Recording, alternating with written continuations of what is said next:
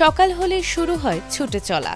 কারো গন্তব্য অফিস, কারো বিশ্ববিদ্যালয়, কেউ ছুটছেন হাসপাতাল কিংবা সন্তানের স্কুলে। কিন্তু গন্তব্যে পৌঁছানোর আগেই অনেক নারীর লড়াই শুরু হয়ে যায় বাস স্ট্যান্ডে। গাদাগাদি করে বাসে ওঠা, পছন্দের সিট না পাওয়া, ভিড়ের মধ্যে অস্বস্তি, কখনো আবার অনাকাঙ্ক্ষিত স্পর্শ কিংবা হয়রানির শিকার হওয়ার ভয়। প্রতিদিনের এই ভোগান্তি যেন নগর জীবনেরই এক কঠিন বাস্তবতা। এবার সেই বাস্তবতা বদলানোর লক্ষ্যেই ঢাকার সড়কে আসছে নারীদের জন্য আলাদা বাস।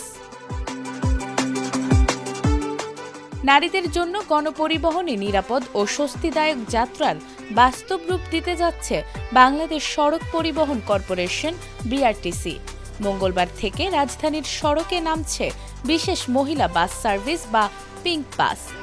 গোলাপি রঙের এই বাসে যাত্রী হবেন শুধু নারীরা।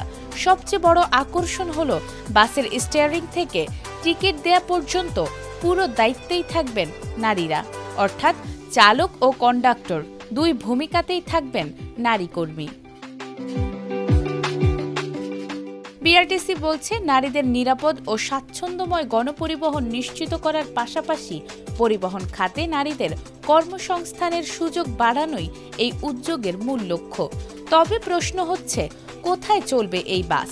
প্রাথমিকভাবে মতিঝিল, মিরপুর, আজিমপুর, মোহাম্মদপুর এবং উত্তরা সহ রাজধানীর 10টি ব্যস্ততম রুটে নামছে এই বাস।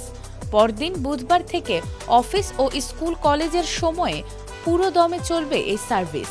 ঢাকার বাইরে চট্টগ্রাম ও বগুড়াতেও মিলবে এই বিশেষ সুবিধা। মঙ্গলবার সকাল 10টায় তেজগাঁওয়ের বিআরটিসি ঢাকা ট্রাক ডিপো প্রাঙ্গণে আনুষ্ঠানিক উদ্বোধনের পরই নতুন সার্ভিসের নির্ধারিত রুটে চলবে এই বাস। শুধু একটি বাস সার্ভিস নয়, বিআরটিসির এই উদ্যোগ নারীদের প্রতিদিনের পথ চলায় কতটা স্বস্তি আনে আর কর্মক্ষেত্রে নারীদের অংশগ্রহণ কতটা বাড়াতে পারে, এখন সেটি দেখার বিষয়। কারণ ঢাকার রাস্তায় নারীর নিরাপদ যাত্রা শুধু সুবিধা নয়, এটি তার অধিকারও। নাজমুন নাহার জান্নাত, এটিএন বাংলা।